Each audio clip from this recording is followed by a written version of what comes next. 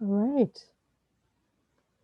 So tonight I'm going to be talking about, like I said, mindfulness of the breath, but in particular, I'd really like to focus on making friends with your breath and how to make friends with your breath, how to not have a combative relationship to the breath as you're trying to do your meditation practice. So I'm going to do my usual of coming at it from give you some Buddhist background, since Buddhism is my background, the Buddhist teachings around the breath, and then of course talk a lot about particulars, different tricks and tips that you can use while you're trying to pay attention to your breath, and then of course when to know the difference when it's time to let go of the breath. Yeah. So in Buddhism, mindfulness of the breath is called Anapanasati. So sati is mindfulness of, awareness of, and anapana is the breath. So as you probably know, the mindfulness of the breath was originated or taught by the Buddha over 2,600 years ago, Siddhartha Gautama. And apparently, according to the teachings, he taught the breath more often than any other practice. And yeah, so that was his main thing that he taught people originally. When his son, at 7 years old, came to live with him and to become a monk, Rahula, the Buddha taught him mindfulness of breathing and told him to go practice continuous mindfulness of breathing in and breathing out. So, yeah. So why mindfulness of the breath? Why would anyone teach mindfulness of the breath most often? So when we're doing our meditation practice, our formal sitting meditation practice, we're wanting to actually pick an object that exists in the present moment to rest our awareness on, to be aware of, to our mindfulness on. And the breath is in the present moment. The body is always in the present moment. It's never anywhere else but the present moment. The breath is convenient. It's always there. So that's why it's really easy for a lot of people to pay attention to. So when we bring our awareness to our object of focus, I always call our object of concentration or object of focus, if it's the breath, then we're trying to sustain our attention on the breath. Continuous concentration, continuous awareness of the breath. Present, and then we bring our mindfulness with the present moment awareness of what's happening with the breath. This moment, and now this moment, and now this moment, and this moment. For a lot of people, this was really interesting when I learned this, that they see the breath as a sacred symbol of life. Yeah.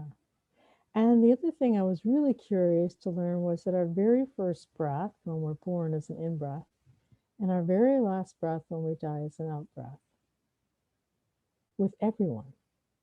So we all start life with an in-breath and we all end life with an exhale. Yeah. So in a way, breath is, kind of like life itself, the coming and going of life. When we're breathing in, we're oxygenating our body.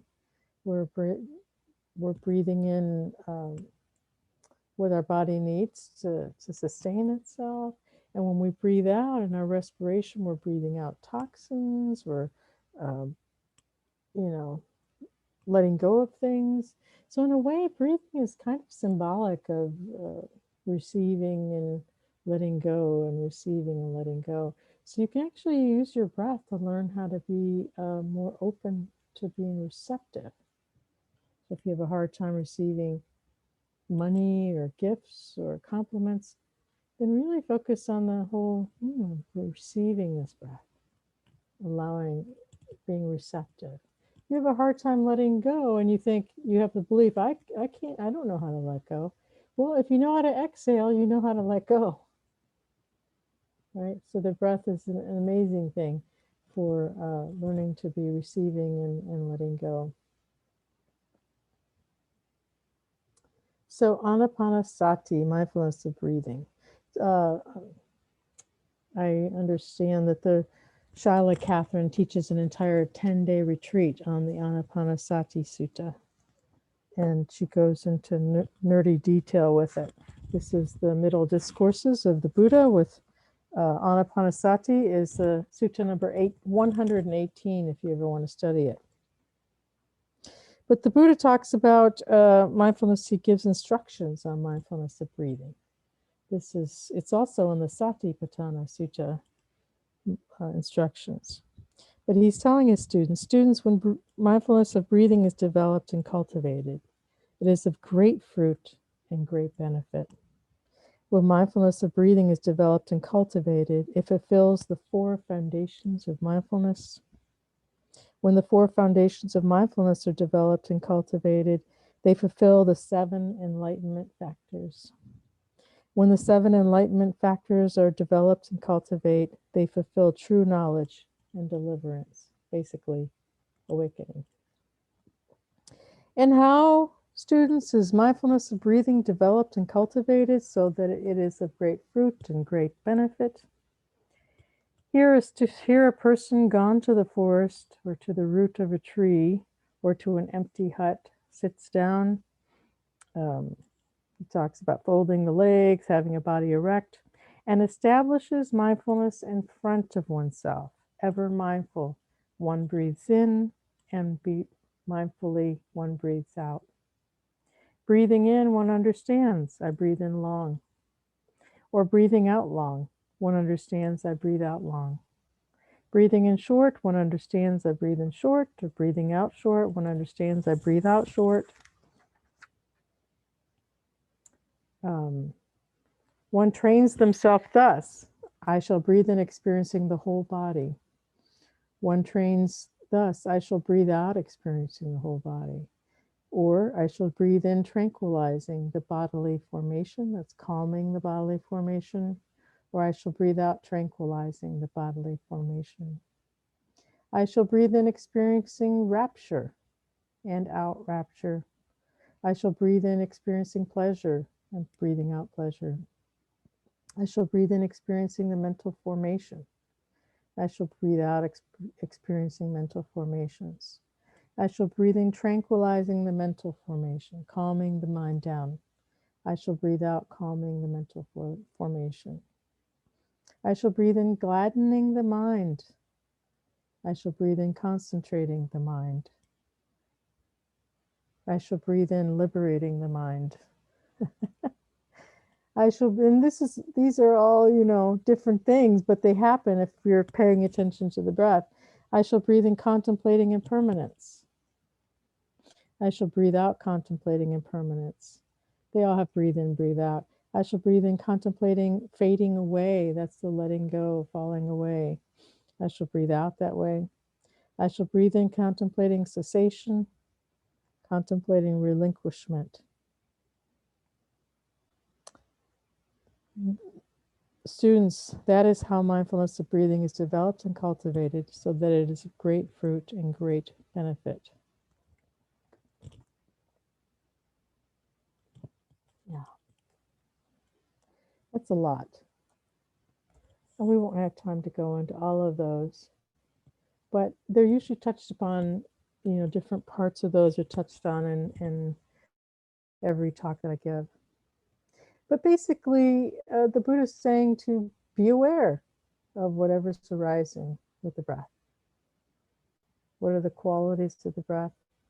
What are the qualities of the things of the rapture and all the other things that I mentioned, concentration?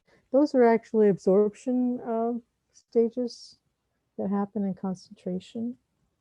So he's basically saying to use your breath as your object to experience different lower stages of absorption, concentration. So as you saw in the guided meditation, usually you pick your object of the breath is usually chosen where it's easiest to pay attention to. So for some people, like I said, it's outside of the nose or the tip of the nose. Some people right in the nose. Other people, it might be the whole breath going from the outside of the nose into the chest and then all the way back out. So there's this kind of like a C formation that's happening. So that's the whole movement in and out going on. For some, it's the chest or the belly, abdomen rising and falling, or sometimes the shoulders rising and falling as we're breathing in and out. So you pick this one area and you do your best to sustain your attention on that one area. Right? Oh, so many tools with the breath. So I know this one teacher who teaches only counting of the breaths as their object of focus. Who was that? I don't remember. It was probably 20 years ago on retreat. But anyhow, so counting your breaths is really great for some people. And I used to use it at the beginning of my meditation to rein in the mind. So if you're having a crazy, wild bucking bronco morning, anybody ever had that when they sit down to meditate? Yeah, whoa, this is crazy. Anyhow, so counting, breathing in 1, breathing out 2, breathing in 3, breathing out 4 can really calm that bucking bronco down. And you can do it for several iterations until it's calmed down a little bit. So a lot of people complain. In fact, we've had conversations in the morning meditation. What do I do when I feel like I'm controlling my breath? Anybody here ever feel like they're controlling their breath? Yeah. So every so often you're following your breath, everything's cool, and then you realize, wait a minute, I'm orchestrating. I'm totally controlling my breath. A lot of people get upset because the instructions are to try to be receptive and follow the breath without controlling it. Well, what I usually say is don't worry about it. If you feel like you're controlling the breath, then just be aware of controlling the breath. You have to think about it this way. If you've had a challenging human life, anybody here not had a challenging human life, somewhat challenging, we learn from a young age that there's so many things that we have to be on top of in order to sustain life, getting dressed and making money and paying our bills and taking care of our children if we have any and all this stuff. So there's so much we have to control in order to have a good life. And then suddenly we sit down and meditate and we're telling the mind to stop trying to control. And it's like, what? I'm used to controlling. Especially if we've had any trauma. If we've had trauma, then the mind is really more hypervigilant and hyper-controlling. So the mind tends to do one of two things if we've had trauma. It either disassociates and wants to be on drugs or spaced out all the time, or it goes into hyper-control mode. So for many of us, we become hypervigilant controlling. So it's very common at the start of your meditation practice for several years to feel like you're controlling your breath, because it's the strong habit of the mind to control. What's funny is that then the controller comes out trying to get rid of the controller. The controller says, I need to quit controlling the breath, and tries to control itself. So what are we energizing when we do that? We're energizing the habit of controlling, right? But if we can just allow the controller to do its thing and be okay with, okay, the controller is in charge right now, then it'll eventually calm down, right? Usually. But sometimes when the controller is in control, we get so agitated that we start to feel anxious, right? And there's anxiety with the breath, and anxiety starts to build. And that can get really unpleasant. That was my experience when I first started meditating. Then we have that tranquilizing, breathing in, tranquilizing the body, breathing out, tranquilizing the body, breathing in, tranquilizing the mind, breathing out, tranquilizing the mind. You know, we can say those things, and hopefully that'll help to start calming these bodily and mental formations down, the anxiety, right? So that's one of the things that the Buddha taught in his instructions. I like to also tell people to notice if they're feeling anxious with the breath, to focus on any sensations in the breath that feel soothing or restorative. So maybe the touch of the flow of the air feels very soothing or restorative, or the space that the air is bringing in and out, or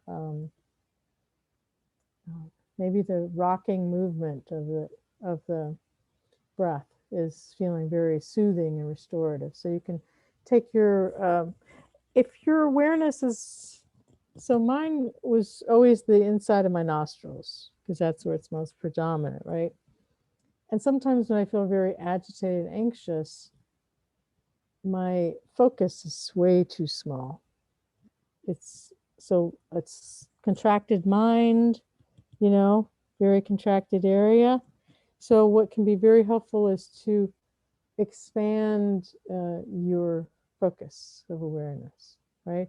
So instead of going this little tiny space, maybe I'll feel my whole nose or my whole face, my whole head as I'm breathing in and out, right? So you can expand the field of your sensations that you're feeling. That'll help calm that down a little bit.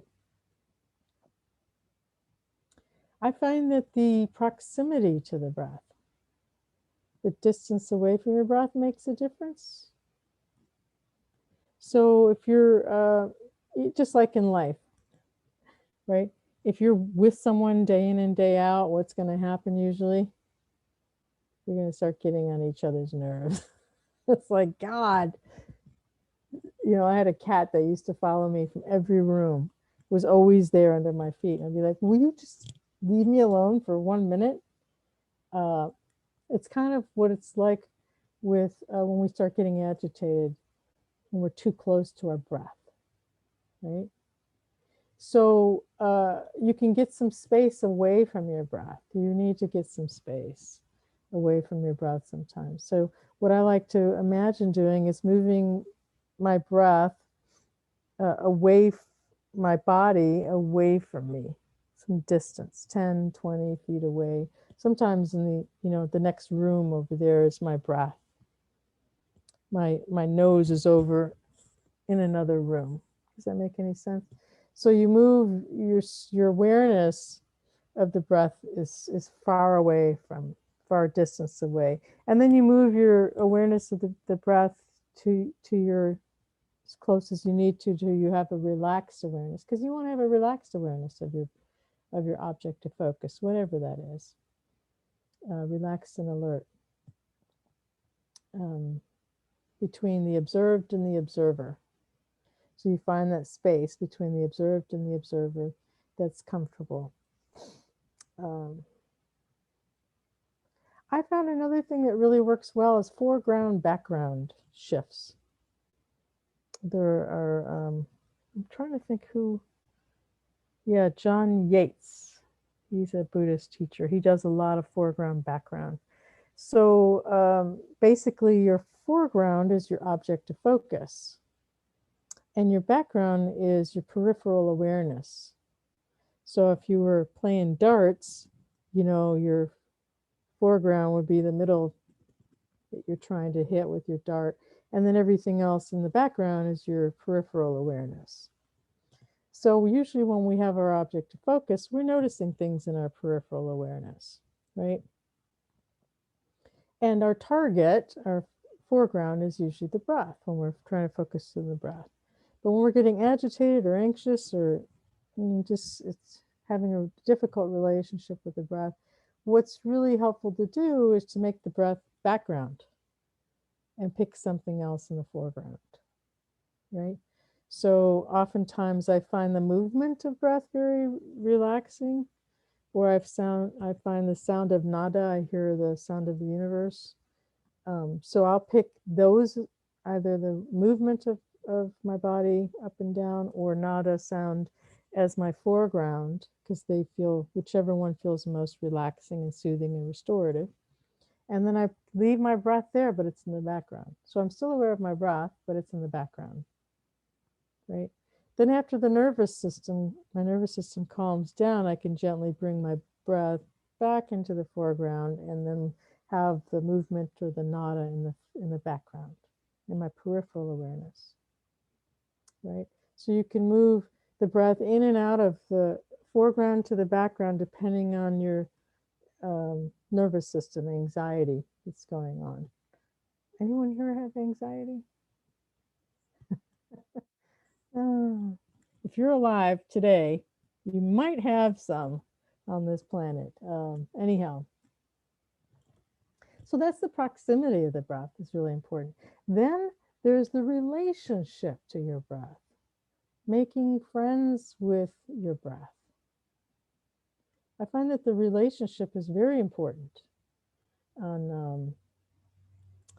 So if there's the controller there, you want to make friends with the controller. Hello, how are you doing? Actually sending loving kindness to the controller if it's there, the observer, controller, whatever it is. And one thing I asked somebody else to do, said that, I noticed the controller is there. I said, well, notice when the controller is there, but notice when the controller is not there too. Because the controller, like everything else, comes and goes. So your object can be whether the controller is there or not. Oh, very interesting. So you, like everything else, you want to be mindful, alert, relaxed, fully aware of whatever is arising, changing, and ceasing with the breath. So it's not this dull, kind of like the breath is happening somewhere in the background. When you're really aware and you're concentrated and everything's balanced, your energy's balanced, you want to notice all the different sensations are related to the breath. If you have a conflictual relationship with your breath, or not a really close relationship to it, like you don't love your breath, it's not a friendship close friendship you have, then I would suggest that you follow your breath during the day as much as possible during your daily life. So as often as you can remember during the day, maybe you're getting ready to make your tea. As you're making your tea or coffee, notice your breathing. Notice your breathing as you're going through your day, right? As much as possible. Standing in line, whatever you're doing. Then you can practice other things. You can practice having gratitude for your breath. You can practice feeling fortunate for the effortlessness of the automaticity of your breath. It happens automatically. We don't have to tell our body to breathe. It just does it. It's amazing, right? There's a lot of great joy to be found with the breath when we see the breath as our partner in life. I have formed and developed a relationship with my breath where I see it more as a soothing, loving thing that nurtures me. So you can eventually, that may not be your relationship now, but I'm just pointing to that can be your relationship sometime in the future. Even when the breath feels conflictual or agitating, you can be like, okay, well, I'm not in the place right now to be enjoying my breath. And that's fine, because sometimes the breath is more enjoyable than other times. But how is the breath right now? Take a few breaths. Just notice, relaxing, noticing breath is happening.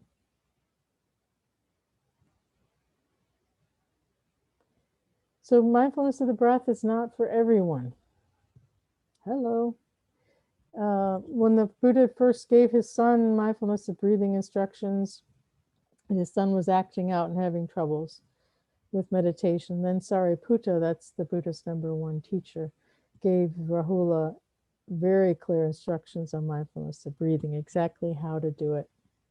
And then the Rahula came back and he sat all day long trying to meditate with mindfulness of the breathing. He'd been trying for a year and he just found it he was struggling. And so he went to his father, the Buddha, and he said, I've been trying to meditate. It's not working out too well. And the Buddha gave him instructions for how to do the 4 elements meditation. Right? He gave him very specific instructions on how to pay attention to the 4 elements as his object to focus instead of the breath. Yeah. So it wasn't, the mindfulness of breathing wasn't for me when I first started. When I tried to focus on my breath, I almost had a panic attack every time. I would start to feel like I was going to have a panic attack. And so I did mindfulness of the body scanning, moving my awareness to feeling sensations in the body for about 5 years. And then I went to mindfulness of hearing for a few years, sound. And then I did mindfulness of the hands and feet, and did mindfulness of the abdomen, rising and falling, and tried mindfulness of breathing here and there in between, until finally mindfulness of breathing felt very restorative and I could do it. But since I had such high anxiety, it took me many years before I felt calm enough to actually enjoy mindfulness of the breath. So mindfulness of the breath is convenient. It's always there. It helps us develop concentration, helps us be mindful, more mindful, helps train us to be present in the moment, right, with this mindfulness. It helps teach us impermanence because it's constantly changing, coming and going. Yeah, it's really cool if we can follow mindfulness of the breath. But if not, that's fine. Don't feel like you're failing at meditation. You don't have to be aware of the breath. This practice, it doesn't matter what our object of meditation is, mindfulness, focus, but eventually with sustained awareness, we will get into a deeper space of awe. Eventually, if you use mindfulness of the breath will eventually drop away. First it gets so subtle, and then eventually will drop away, and your experience, you can drop into what people call the divine or the Buddha nature, or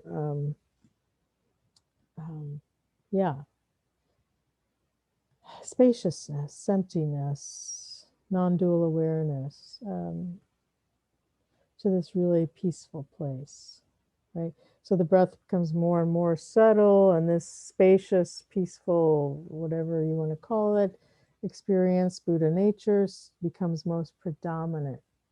And then it's okay to let go of the breath then. You don't have to stay with the breath. But the breath is your anchor, right? It anchors you back to the body. It anchors you back to this present moment. If you start to, you'll know when to use the breath, when to not use the breath. And what happens is the more you can practice this mindfulness of being aware of each moment, whether it's of the breath and how it's changing, or each moment, what's happening or seeing or hearing, tasting, touching, life becomes amazingly pleasurable. Everything becomes sacred, sensual. Each touch becomes special, you know.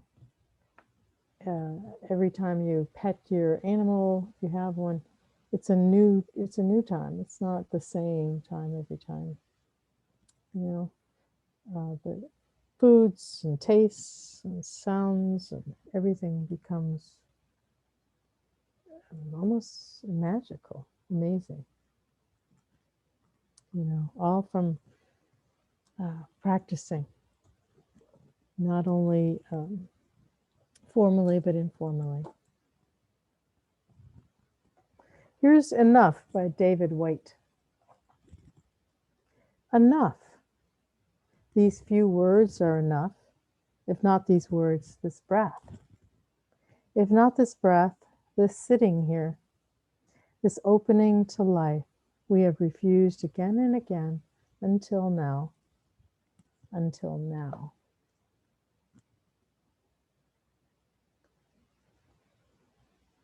So thank you for your listening, your attention.